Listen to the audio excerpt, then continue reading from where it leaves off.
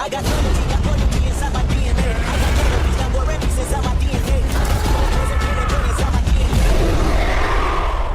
羅転生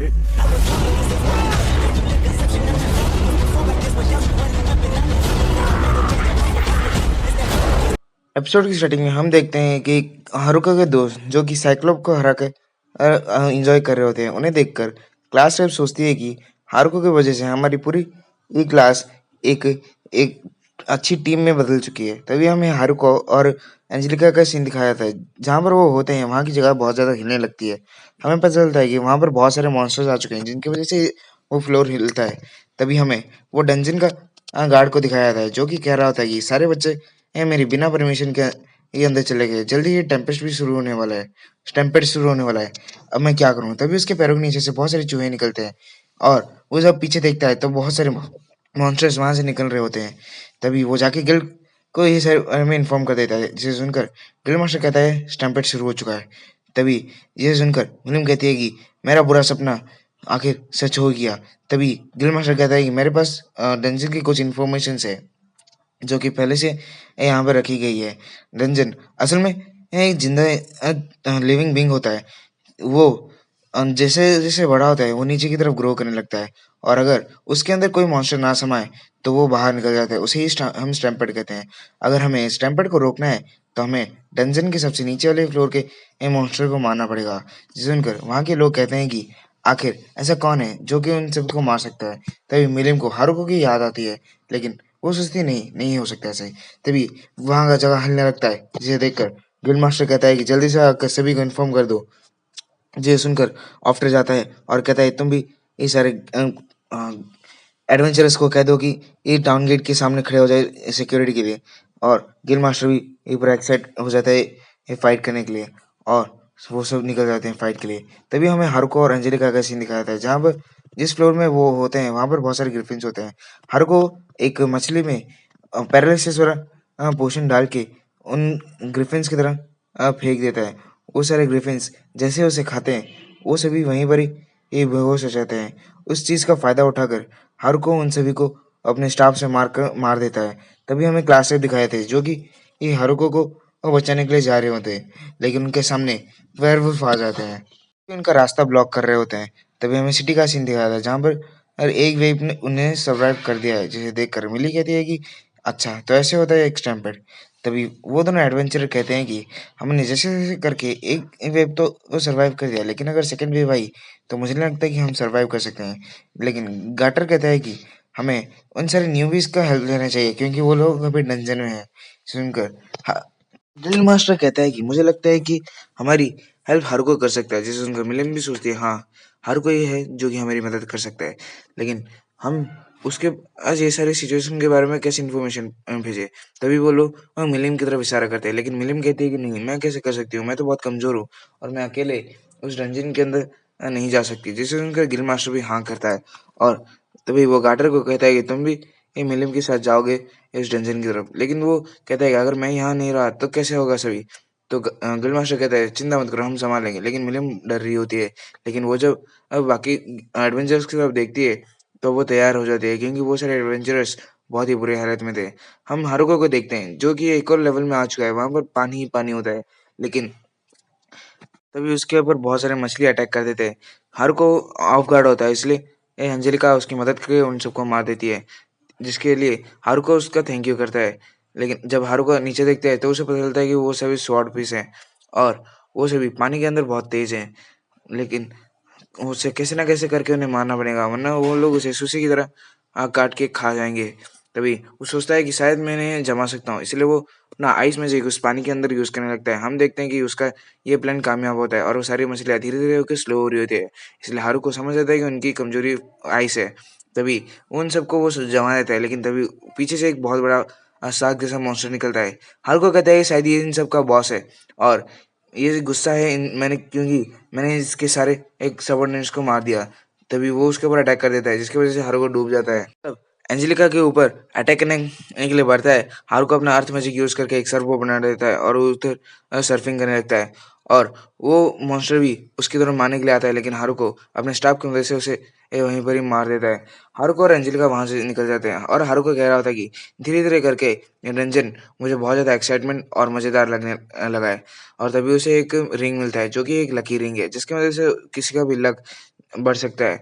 और तभी उसे एक हिडन प्लेस मिलता है जहाँ पर उसे एक ब्रेसलेट मिलता है जिसका नाम ब्लेस्ड बैंगल होता है।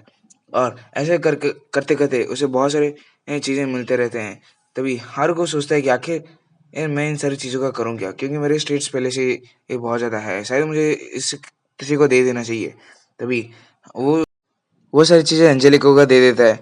एंजेलिका उसे लेने के लिए मना करती है, लेकिन वो फ़ोर्सफुली दे देता है, जिसे देखकर एंजेलिका खुश हो जाती है और जिसे देखकर हारुको सोचता है कि ये किसी वियर्ड सी स्केलेटन है।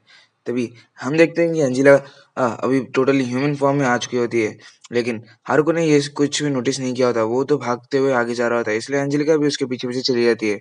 तभी हम देखते हैं कि वहाँ पर बहुत सारे मॉन्स्टर घायल होते हैं, जिन्हें क्लास और उसके दोस्तों ने मारा होता है। वो लोग बहुत थक चुके होते हैं, लेकिन फिर भी हारुको को ढूँढने के लिए निकल जाते हैं। तभी शिज़ुमे को कुछ आवाज़ आती है। हमें पता चलता है कि वहाँ पर और कोई नहीं, मिलिम और गाटर होते हैं, जो कि आकर उन सभी को सारी सिचुएशन बता देते हैं। तभी हम देखते हैं कि हारुको एक और फ्लोर में आ चुका है, जो कि 74th फ्लोर होता है, जहाँ पर अ, आग ही आग होता है। हारुको उसे देख कर सोचता है कि पहले पानी अब आग।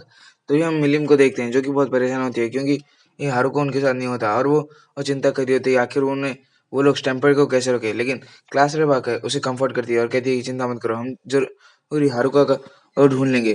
सुनकर बाकी की ये लड़कियाँ भी हाँ करती है।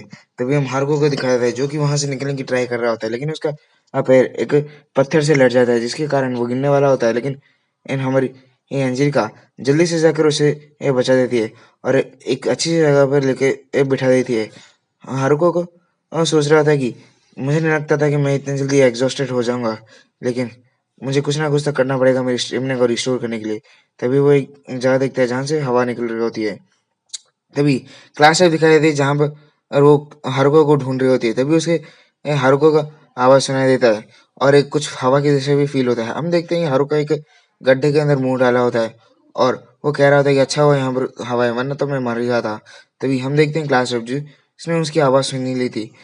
फिर वो हारुका को बुलाती है, तो हारुका सुन के पूछता है कि क्या तुम क्लास में हो?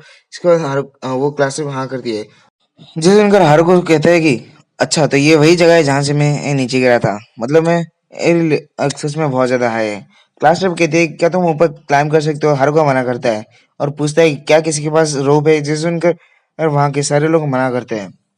फिर हारुको पूछता है तुम आखिर कौन से लेवल पे हो? वो लोग 54th लेवल कहते हैं, जिसे सुनकर वो कहता है तुम सब वहीं पर रुको, मैं जल्दी से दौड़ कर वहाँ पर जितने जल्दी हो सके वहां पर पहुंचने की ट्राई करूंगा। तभी वो कहते हैं कि रुक जाओ, हमें तुम्हें कुछ एक्सप्लेन करना है। तभी हारुको कहता है कि ठीक है। तभी वो सभी ये चीजें उसे एक्सप्लेन कर देते हैं। तभी वो सोचता है कि आखिर कैसे एंजिल ये सब कैसे हो गया, मुझे कुछ ना कुछ तो करना ही पड़ेगा। और तभी ये वो कहते हैं कि अगर वेब 3 आ गया तो वहां पर कोई नहीं बचेगा। हम जब आ रहे थे तभी वेब 2 भी ये वहां से जा रहा था, हमने देखा। तभी मिलिम कहती है अगर हमने कुछ नहीं किया तो पूरी ये टाउन बर्बाद हो जाएगा। हमें ये सब रोकने के लिए हमें डंजन मास्टर को मारना पड़ेगा। जिसे सुनकर हारुको सोचता है कि डंजन मास्टर मतलब ये तो एंजेलिका के बारे में बात हो रही है, लेकिन मैं उसे कैसे मारूं? नहीं, मैं उसे नहीं मार सकता। तभी वो कहते हैं मैंने पहले ही इन डंजन मास्टर को डिफीट कर चुका है। जिसे सुनकर ओडा कहता है क्या? तो ये स्टैम्पेड अब तक रुका क्यों नहीं और स्पॉन कैसे हो रहे सभी? जिसे सुनकर गाटर कहता है कि क्या तुमने श्योर हो कि तुमने उस बॉस मास्टर को मार दिया था? अगर जब तक तुम इसे नहीं मारोगे तब तक ये स्टैम्पेड नहीं रुकने वाला। जिसे सुनकर हारुको सोचता है क्या मुझे मारना पड़ेगा? मैं पहले जब फाइट करने के लिए गया था तभी मैं इसे मारने के इरादे से ही किया था, लेकिन जब मुझे इसके पास्ट के बारे में पता चला तब से मैं इसे नहीं मार सकता। ना जाने कब से कितने सालों से ये इस डंजन में अकेली ही कैद है। ये इसका इरादा नहीं था कि वो इधर लोगों से फाइट करे, बल्कि ये डंजन उसे फोर्स कर रही थी। जिसके बाद वो मना कर देता था नहीं मैंने उसे नहीं मारा।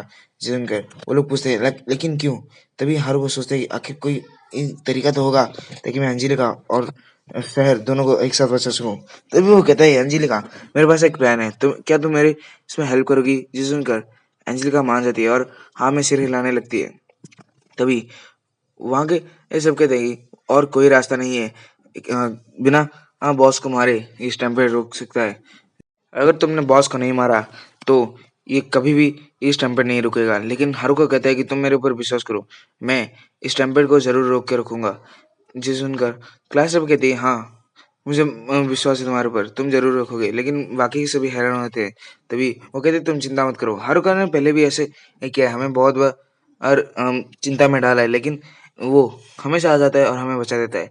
इसलिए मुझे हारुका के ऊपर पूरा विश्वास है कि हारुका हमें ज़रूर बचाएगा। सुनकर वो सभी भी हाँ कहते हैं। हमें भी विश्वास है हारुका के ऊपर कि हमें वो ज़रूर बचाएगा।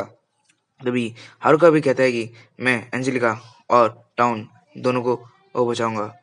और इसी के साथ हमारे एपिसोड यहीं पर ख़त्म हो जाता है। हम मिलेंगे आपसे ऐसे किसी एपिसोड में, तब तक के लिए सिया।